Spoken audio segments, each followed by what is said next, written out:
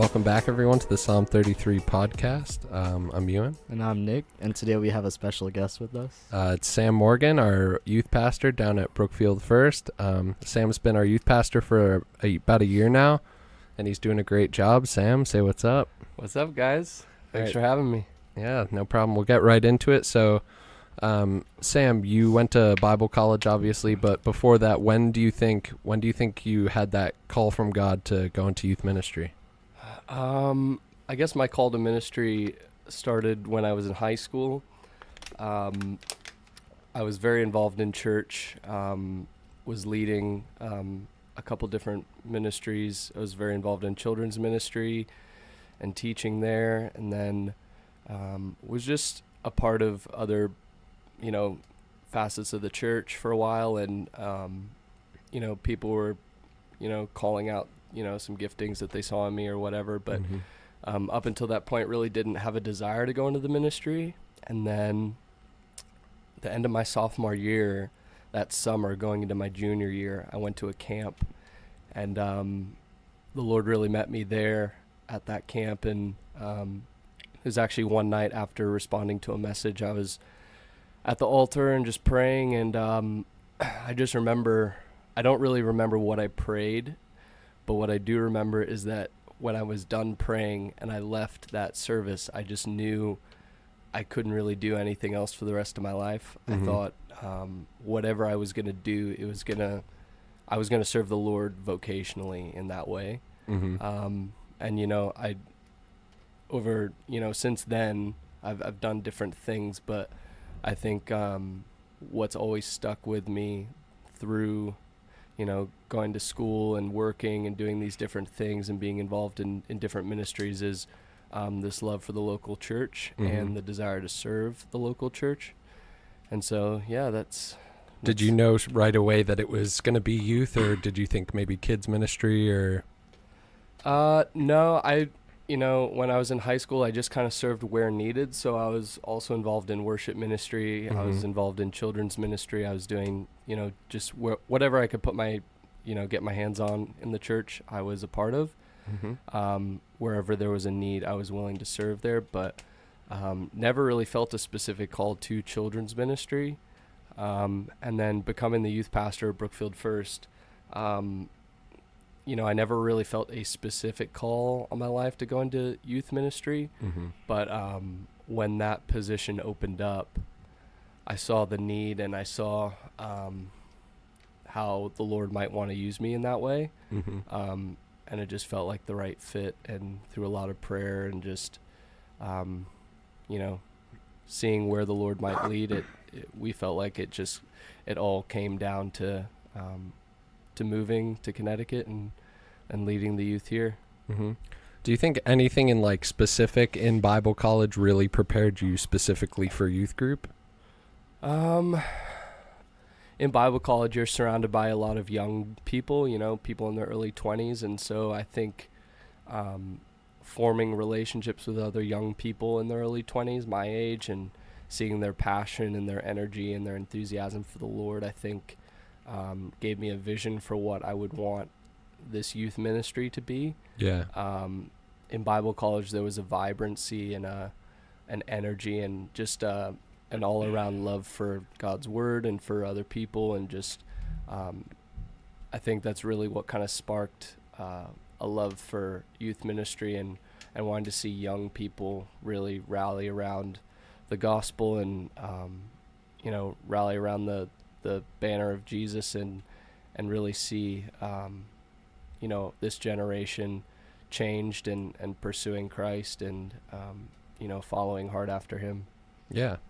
Okay, so we see what goes on Thursday nights, and our youth group does. For any of you guys who are listening, shouts out BFY. But we don't really see what goes on behind the scenes. So what does a typical work week look like for you preparing for Thursday? Oh man, I don't just do youth ministry too. I'm pretty involved in other parts of the church.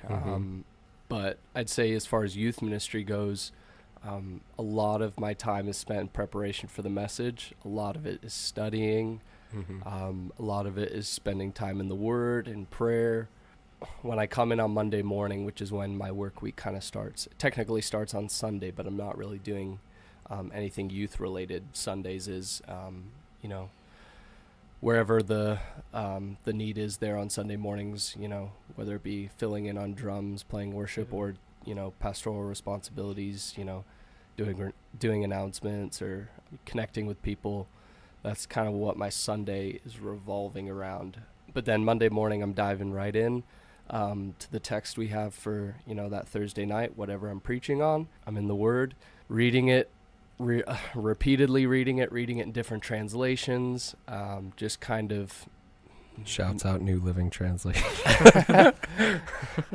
Well, a handful of different, you know, translations and paraphrases, and just kind of get my mind around the text and what it's saying, and then kind of just from there marinating in it and seeing what God might want me to say to our young people through that particular text.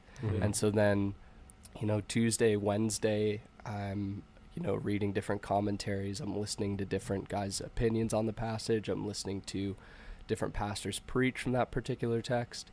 And then by then I've already got my outline. I know what I want to say, but it's encouraging to hear other pastors preach from that text, and kind of gets me fired up to preach it. And so by Thursday, I'm pretty much ready to go. And just Thursday, I'm kind of reviewing it in my mind, and I'm thinking of particular illustrations I might want to add. You know, I've just, over the course of the week, I've marinated in it, and, you know, maybe something that I've noticed during the week, or, you know, a particular illustration comes to mind. Then Thursday, I've got the message down, and I'm just kind of tweaking it last minute and praying over it, and, you know, believing that God's hands on it, and believe that, you know, the Holy Spirit's in the preparation process. And by then I'm pretty fired up. I'm ready to go. Yeah. So how does, like, when you prepare, how is it different from youth, or when you're speaking on Sunday to a different age group? The differences between speaking to youth and adults. I mean, I would hope it's not as different as most people would make it out to be. I think there's this thing in the church right now where we feel like we need to preach down to our teenagers because they're not quite there yet. They can't quite understand. And, you know, my preaching isn't that much different from, you know, from preaching to youth to preaching to adults, because, you know, I think our students can rise to the occasion. They can understand. I don't want to preach down to them. I want them to come up to the level that I'm preaching at, and really understand and comprehend it.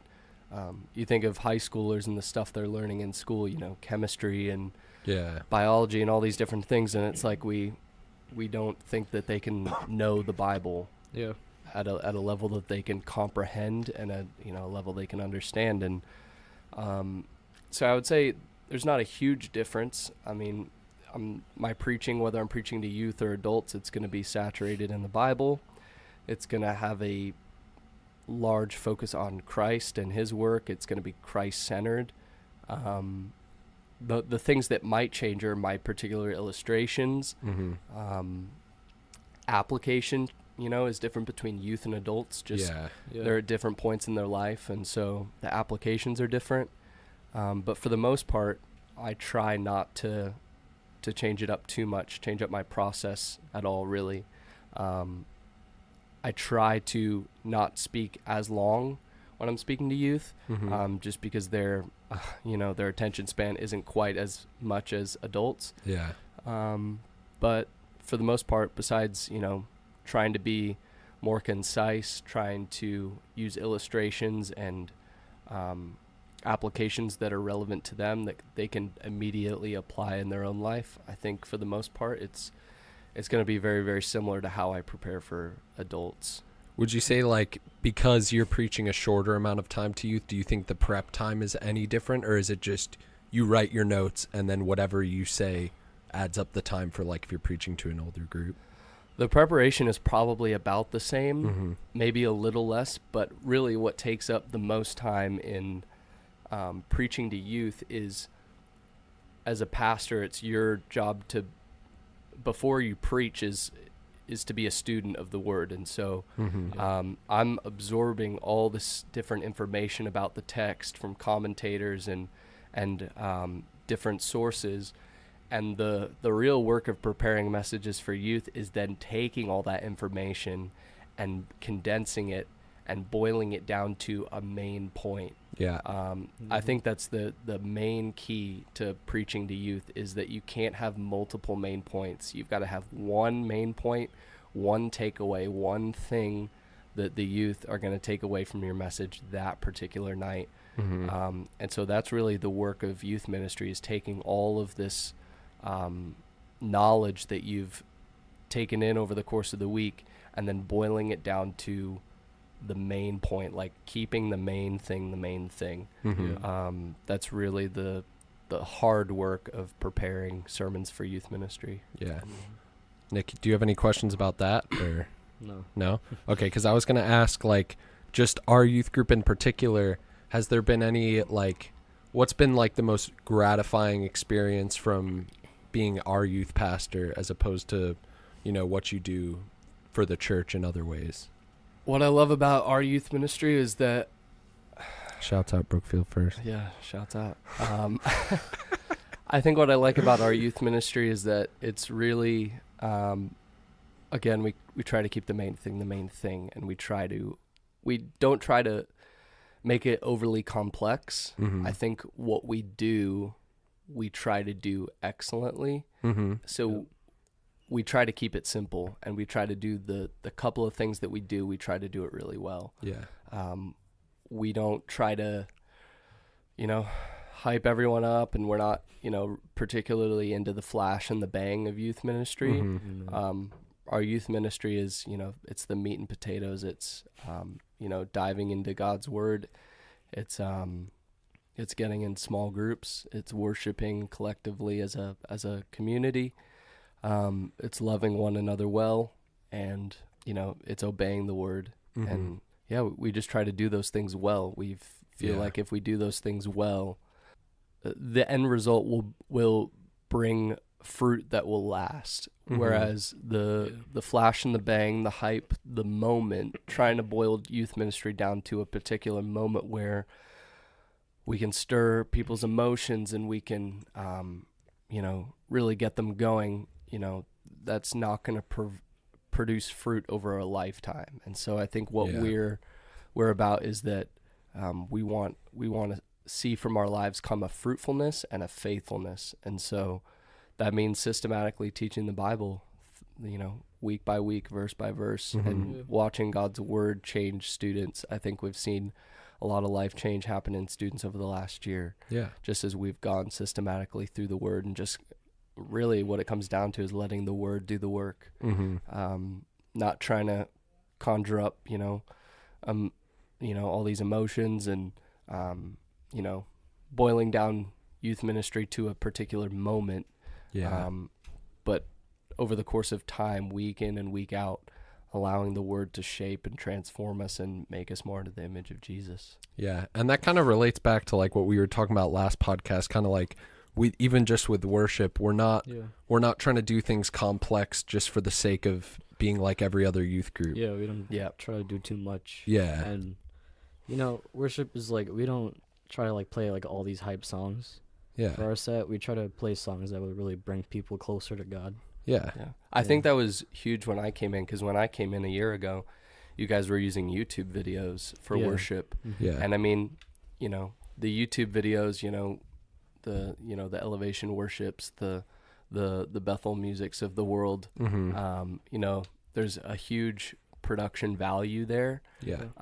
But I think used in the context of youth ministry, when it comes to, worshiping as a body, as a community, it has that production value that a lot of people would want. But I think there's almost a superficiality of having someone lead you in worship that you have no ties, no connection Yeah. to, no real trust for. And I think that was a huge improvement that we saw right away in the youth ministry, was when you guys, took charge and started this worship ministry.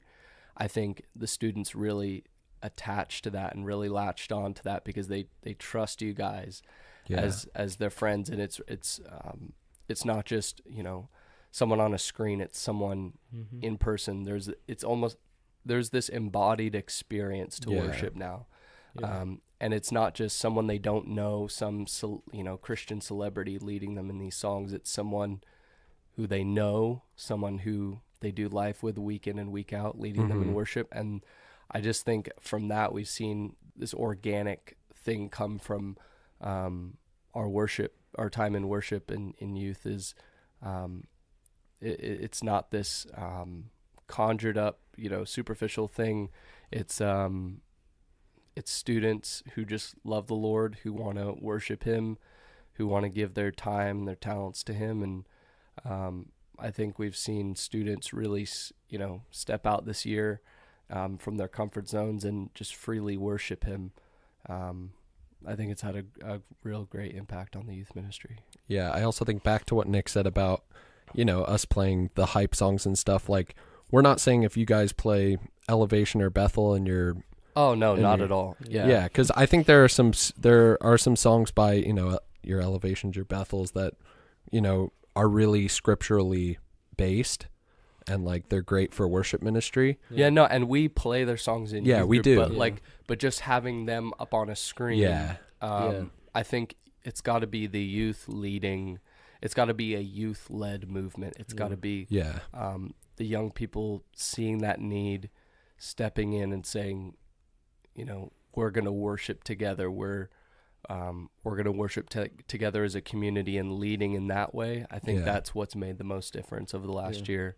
yeah, For me, when they had the songs up on the screens with just the YouTube videos, for me, I thought worship was kind of boring. Mm-hmm. Because just standing there watching like these lyrics go by on the screen, it wasn't fun at all. And you'd see the students just standing there, but I think Now- that's kind of when we were encouraged to, hey, let's kind of start doing stuff Yeah. like that. because Like, when you see someone actually playing the songs and actually singing on stage and worshiping, you feel moved to do it too. yeah. There's also I think going back to the hype song thing, I think the reason like our draw for that isn't we're not playing hype songs just because we don't like them. I think it's more of it goes back to we want to do things right. Like we want to, if we're not going to be able to play like Yeah. You're Alive Mhm. by Hillsong Yeah. Young and Free, we can't physically do that. We don't Yeah. have the equipment. It's just going to sound bad if you try and do it. It But- Yeah. But not even just that. I think there's that if you play those songs, I think we can, especially because our set lists are usually 3 to 4 songs. yeah. I feel like you can kind of wash out what worship is supposed to be. And we kind of look at it like, oh, we're just having a good time, we're having fun, we're dancing and stuff. Yeah. And that's fine, but like if you have 3 to 4 songs to really lead people into the presence of God and worship Yeah. with them, there's other ways to do it. You know what Mhm. I'm saying? Yeah. It kind of goes back to finding your sound, You don't want to, if you don't have the equipment. Yeah, if just you don't have the equipment. Yeah. Yeah, and like I said before, the things that we do in youth ministry, we want to do well. Yeah. We don't want to just throw up a bunch of kids on the stage and just say, have at it, and just Yeah. start, play these songs.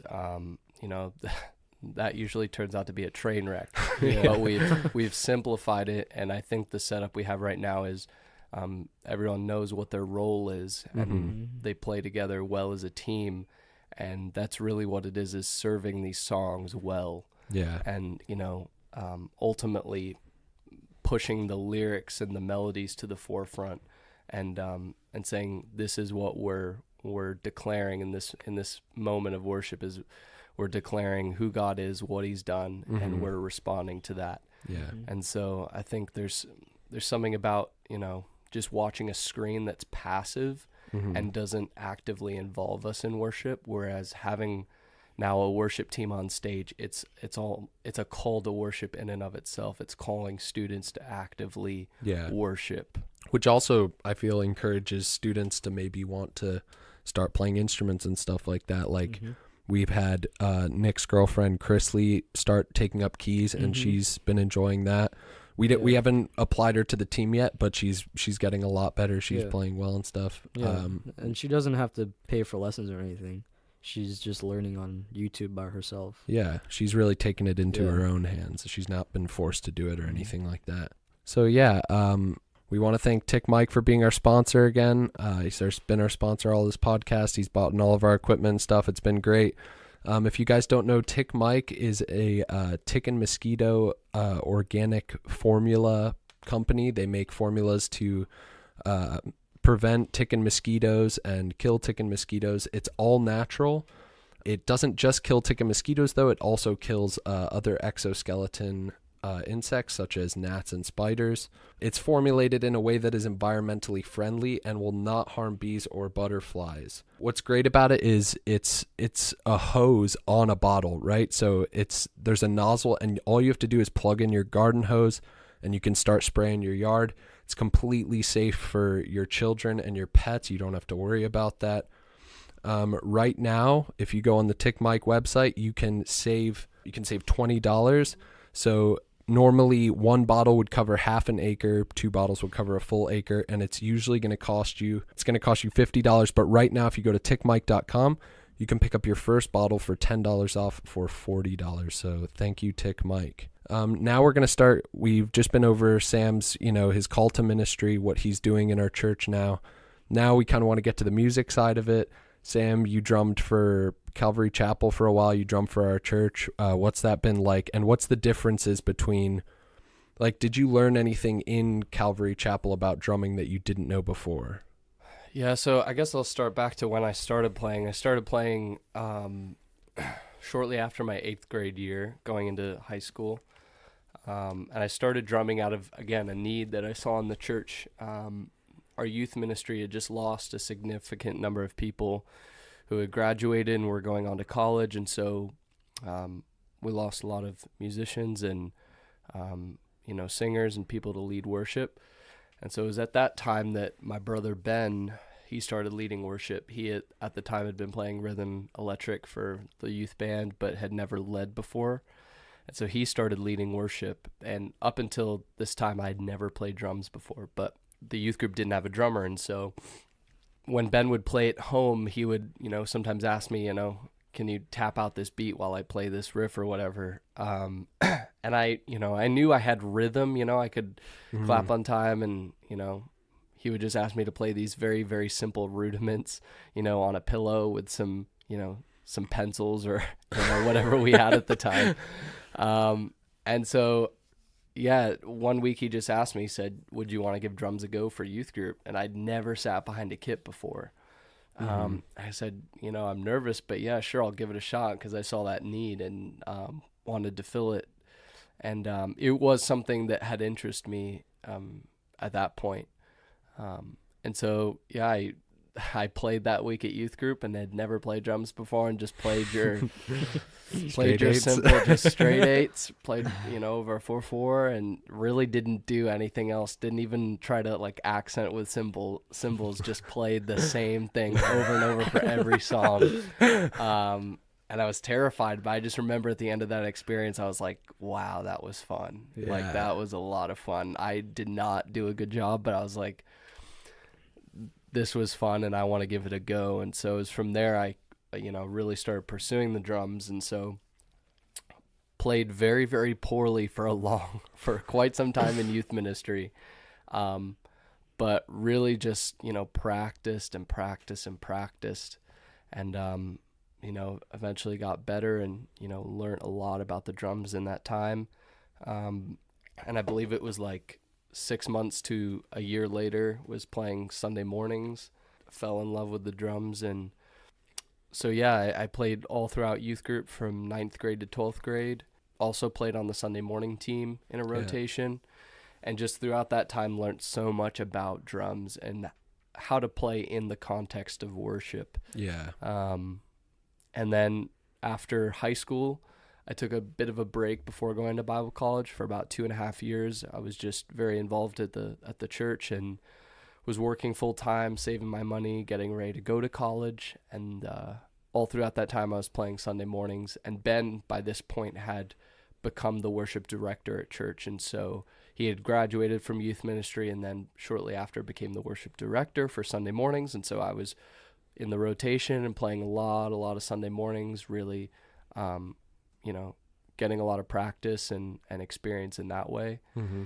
And then I went to Bible college, and my first semester I didn't play drums for the college team, the Bible college band. Just kind of sat back and watched, and then the position opened up to be the drummer. And I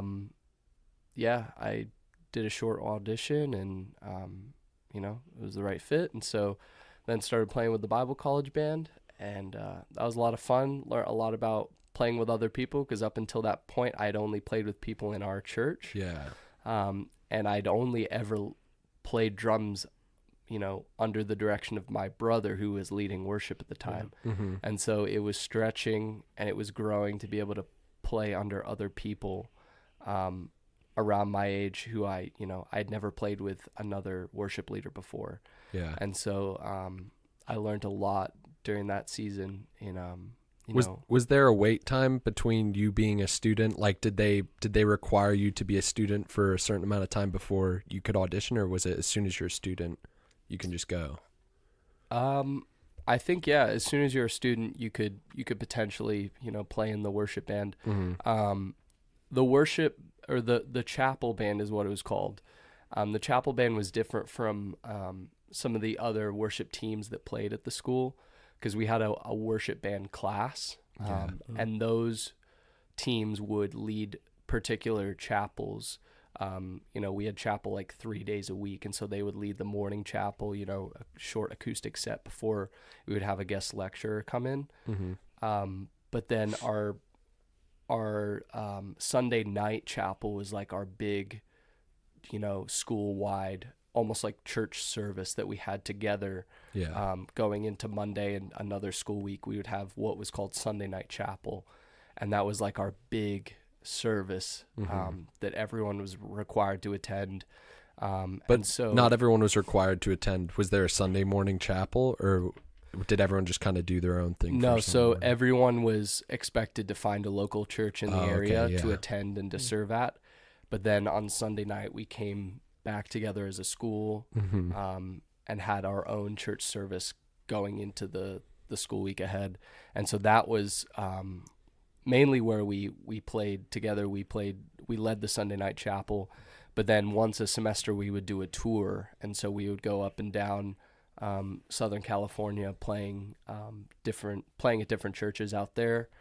You know, there would be camps that we played at and different, you know, churches in the area, and so we did that too. And then graduating from Bible college, I had the opportunity to play in a worship band called Revo Collective. Shouts out Revo Collective. Yeah. And so with them, got to do a lot of traveling, playing at churches up and down California and some other places, and got to, you know, go lead at high school camps, lead at Christian conferences. And so, yeah, some of my favorite memories of playing drums have been playing with those people. Yeah. We did a lot of traveling, and it was stretching, but it was really, really good, really, really good experience. And Yeah. they just got back from touring in the Philippines and in New Zealand, and I'm so jealous because I love playing with those guys. But yeah, that was a great experience too. So Yeah. So in the last podcast, we talked about the gear we started up with for our instruments. What did the gear look like for when you started drumming? Oh man. Okay. So when I first before I started playing drums, I was really, really interested in guitar. And actually at that time, my older brother Ben, he's been the worship director at our church for a long, long time. But back then, before he even started playing guitar, he was playing drums. Yeah. And so at that point, he was playing drums. I was attempting to play guitar. My dad was trying to give me lessons. It never really caught on. I was not good at it. But I remember my brother's friend, who we went to high school with, his younger brother had a drum set that he was looking to trade. He was trying to get a guitar. And I had this little Ibanez acoustic guitar that I by this point I had given up on guitar. And so I said, I'd love to play drums. So why don't I trade this Ibanez acoustic guitar for this kid's drum kit? And so I remember going to the kid's house, Do you remember what it was? Yeah, it was a CB, a black CB Shouts out 5-piece CB. with those trash paper thin cymbals. And I mean, they just sounded horrific. But I remember bringing that home, and so where we're recording this podcast is my parents' basement. And where I had the drum set up was in the corner of this very room. And I just remember it did not take long before my parents were like, you've got to get that out of the basement. And so for a short time I transitioned to the garage, but still that was so loud. My parents got so annoyed because like drums by itself is just, it's not nice to listen to. And so I remember having to move to the garage, and then eventually my mom was like, you got to take it down to the church, because my dad was he is the pastor of the church we serve at. And so I remember having to take it down to the church and finding an empty storage room, and having to set up the drums there. And whenever I wanted to play, I had to drive to the church to want to go, to go practice. And so that's what I started on. The youth group had a drum kit too that I played as well. Was not a very good kit either. And then a couple years later, I added an electronic kit, which was, again, awful. But my parents bought me it for Christmas so I could practice at home with headphones. But I just hated the feel of electronic drums. Just didn't feel like the real thing. And so I quickly got rid of that and just went back to playing the acoustic kit at church. Mm-hmm. And over time, just saved my money and started upgrading, from used kit to used kit to used kit, and just kept upgrading until I, got my gear to where I wanted it to be and where I was satisfied with the tones and the sounds I was getting. Mm-hmm. Yeah, it's all a process. Yeah, I mean, starting out, playing whatever you play, starting out with great gear is not going to make you a great player automatically. No. And so I think it's good that we all start out on trash gear, and we work with what we've got. And that's what I did. I just, it was a terrible sounding drum kit, but I really learned my way around the kit on that particular drum set. And so, and then, as your skills grow, you upgrade and you do what you can, and you save your pennies, and you eventually you get the gear that you like, and it's all preference. And so you find what particular cymbals you like, and you find what particular snare sound you're going for, and you just at first you go with what you got, and then you start to grow and you upgrade, and it's all a process. Yeah, I think that's all part of being a musician. Like, I would make the argument that musicians who start on not so great gear as opposed to musicians who start on amazing gear, the people who start on amazing gear are probably not going to appreciate their gear as much as they would if they had been playing on garbage for 2 years. Yeah. And I think when you don't appreciate your gear like that, it makes you not want to play it as much. Yeah, you're not as motivated. Yeah, definitely. Because playing my old Squier Strat, I'd wish to have an American Stratocaster. Yeah. I know. And it kind of creates that next step, like you're playing the Squier and you're learning all you can do on a Squier. Yeah. And you know that guitar by heart, and it just makes you want, okay, what's the next step? Like, what's the next gear? It also helps because you gain more experience with your guitar in a way. Like, I had an old pedal, so it helps you learn more of like. You knew what sounds. Yeah, you know how to make your guitar sound good. Like, you'd know what sounds good if you had this. Yeah, and I think there's that struggle that everyone needs, where when you're playing with bad gear, there's always that how do I make this bad gear sound not so bad? Yeah, how to dial in the perfect tones. Yeah, yeah. You really got to work with that instrument. You gotta you're trying to bring out the best from that instrument, but all that is in the way you play it. It's, it's in the fingers, and it's in the way, just the way you play it. Yeah. Mm-hmm. And I think because there's that struggle of how do I bring the best out of this instrument, I think that's what really pulls people and really stretches them to be a better musician, because they're forcing themselves to do more on that instrument that they wouldn't if they had, Yeah. the Fender American, just as an example. But I think in closing, we kind of just want to ask Sam, what were your influences on drumming, and what were your influences on, like crafting a sermon and stuff like that? So drums and preaching? Yeah. Okay. Starting with the drummers, I guess in the worship context, some of my influences have been guys like Austin Davis, who's Shouts out. drummed with just about every Christian artist, but primarily Kerry Job and Cody Carnes. Uh-huh. And then guys like Joel Plotnick, who's been playing with Phil Wickham for years. Mhm. I've really followed his drumming, and he's really been an influence to me. And then I guess I'd say another one would be Harrison Wood, who's drummed with Hillsong Worship for a long time. I think the three of those guys have brought different things to the table that have really attracted me to their style of drumming. Guys like Austin Davis, who I think he does a great job at serving songs, but also bringing an intensity to songs Yeah. in the way he plays. And then guys like Joel Plotnick, who's just, man, talk about a guy who plays with precision, and every part that he plays is so well mapped out and so well thought through. Mm-hmm. I've really learned a lot from his drumming. And then guys like Harrison Wood, who knows how to sit back and, serve a melody, serve the lyrics and the message of the song in the way that he plays, but also can add these sort of intricacies to his playing that in, just listening through one or two times, you might not pick up on some of the things that he's doing with particular rudiments and kick patterns and things like that. But when you listen closely to his playing, he's doing so much and really filling up a lot of space, but not crowding the song, still allowing other players to play around him and what he's playing. Those are three guys I've really listened to a lot over the years.